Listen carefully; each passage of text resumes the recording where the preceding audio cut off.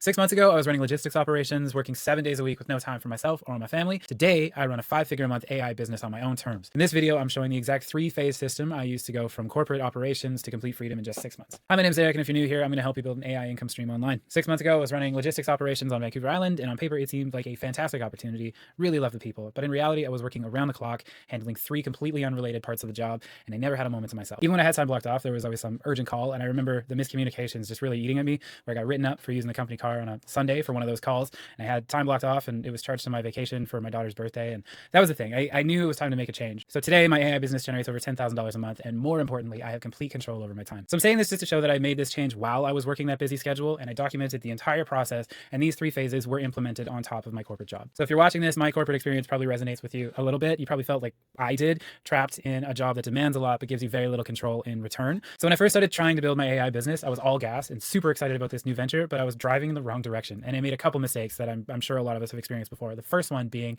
shiny object syndrome, where I would build all these really cool theoretical workflows that I saw on YouTube, but they didn't actually solve any practical problems. And then from there, I would offer like a really generic service to people. I would say AI services without specific solutions or a specific problem or anything. And then I had a lot of conflict with my time, right? Because I was making this change and making these mistakes while I was still working 60+ hours a week in my corporate job, right? So I was often only able to work nights and weekends, and I would lose contracts just because I wasn't able to reply fast enough. So that all kept me spinning my wheels for months. I was spending a bunch of money on outbound, on ads, on these different tools that I was, supposed to be using, spending thousands a month, and nothing was coming back in. So I had to take a step back and do a lot of reflection on what's going on. And that reflection caused me to shift my focus that I was later able to break down into 3 phases of growth. Phase 1 is discovery, where we're going to reach out and find out exactly what problems people need solved and what they're willing to pay for. Phase 2 is building solutions that solve these problems in a comprehensive way. And phase 3 is optimization and automation, where we build out systems that require a lot less input for us to actually implement into businesses. So the difference is that was exactly the opposite of what I was doing to start. I was reaching out to a lot of people with one cool thing that I thought I had and seeing if they wanted to buy, rather than seeing what they wanted to buy, building it, and then reaching out to a lot of people for that solution. So each of these phases is designed to work within the constraints of your busy corporate schedule. I know this because that's how I did it, and it only took 2 or 3 hours. So I want to talk a little more about these phases. And number 1, discovery is exactly as it sounds. A huge turning point was when I stopped building and just started listening. I reached out to my existing network and I just asked, what is your biggest operational headache? And then I stopped talking. I listened to what they had to say. I didn't pitch anything, and a few patterns started to emerge. Most people have the same or similar problems, right?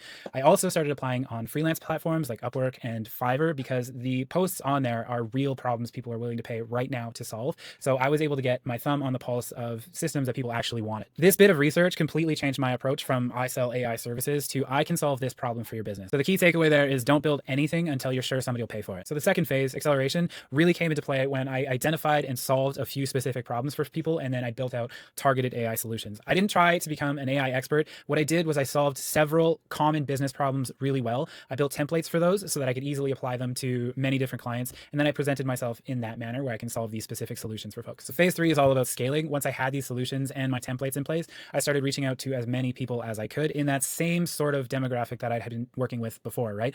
This is where I was spending a lot of money on outbound and ads and stuff like that, and it was completely backwards because I hadn't made a dime. I didn't have an offer, and I didn't really know what I was doing, right? So you can see how knowing what to do, knowing how to do it, and then presenting it is much more logical. When my friends have asked me what it is that I'm doing, I get some feedback like, well, I don't know anything about AI. And honestly, you don't need to. Neither did I when I first started. And you can get enough knowledge about these platforms and how to implement them in like an afternoon to build out some pretty robust systems, right? For real, the how does not matter at all. So what really makes money is the what, is listening to people, understanding how to connect the dots and solve the problems that they're telling you, maybe directly or indirectly, that they're having. Sell the right thing. So the other pushback I get is they don't have any industry contacts, and that doesn't really matter either. Freelance platforms like Upwork and Fiverr give you the contacts, they give you the problems right there. So that is a great way to get your foot in the door. The other thing you can do too is reach out into your existing network and just let them know what you're doing and see if they know anybody. So the other thing I hear is that there's a lot of competition in the AI space right now, and that is 100% true. Because the barrier to entry is so low, you have a lot of people and the market's flooded with the same like 5 YouTube tutorial templates, right? If that's the approach you take, it's a race to zero that you're never ever going to win. Right? So that's the exact framework I use to go from my corporate income to taking control of my time and earning my income online with AI. When you focus on solving problems and offering business solutions and outcomes, the competition becomes irrelevant because you're selling your knowledge and ability to listen to what people actually need. If you want the complete implementation plan, I put together a 90-day program on WAP. The link will be down in the description there, where I cut all of the detours I took and the things that didn't work and only put in the things that did, right? If I didn't make money directly from a certain thing, it's not in the program. So again, you can check that out on WAP down in the description. Or if you'd like to know more about the 5 AI tools I use every day to replace my corporate salary, you can check out this video right here. Otherwise, we'll see you in the next one.